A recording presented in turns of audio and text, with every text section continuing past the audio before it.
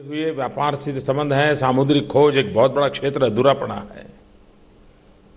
संपदाओं का अपरंपार भंडार सामुद्रिक संपत्ति में पड़ा हुआ है। लेकिन एट द सेम टाइम मानव जात के सामने चुनौती है ब्लू स्काई, एनवायरमेंट, क्लाइमेट। ये दुनिया के अंदर आज चिंता और चर्चा के विषय है। और इसलिए ये ब्लू इकोनॉमी जो सामुद्रिक शक्ति की चिंता भी करें और ब्लू स्काई बचा रहे उसकी भी चिंता करें, उस प्रकार की हमारी टेक्नोलॉजी का इनोवेशन कैसे हो, हमारा मैन्युफैक्चरिंग।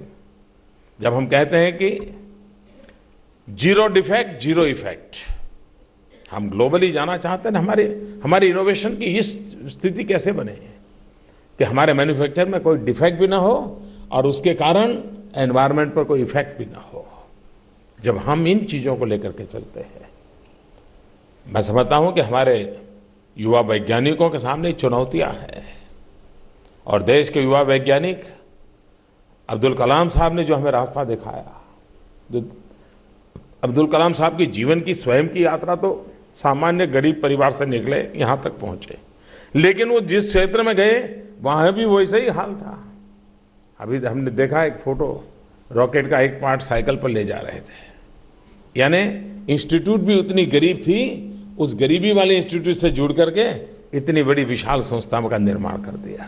सिर्फ पोता अपना व्यक्तिगत जीवन गरीब झोपड़ी से लेकर के राष्ट्रपति भवन तक आया, ऐसा नहीं।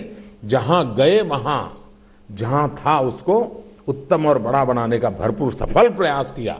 ये अपने आप में बहुत बड़ा योगदान है। और उस अर्थ में हम भी जहां हो वहां नई ऊंचाइयों को पार करने वाली अवस्था कैसे पैदा कर सकते हैं, उसके लिए हम और योगदान क्या दे सकते हैं। कलाम साहब का जीवन सदा सर्वदा हमें प्रेरणा देता रहेगा और हम सब अपने संकल्पों को पूरा करने के लिए जी जान से जुटेंगे। इसी एक अपेक्षा के साथ कलाम साहब को शत शत वंदन करता हूं और उनका जीवन सदा सर्वदा हमें प्रेरणा देता रहे, इसी एक आशा अपेक्षा के साथ आप सबको बहुत बहुत शुभकामनाएं, बहुत बहुत धन्यवाद।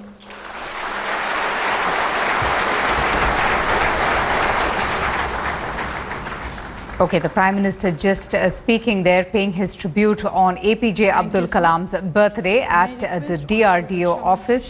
He just spoke about the former president's illustrious career as the president, and as you can see, Manohar Parrikar there, the defense minister, now handing over a token to the Prime Minister.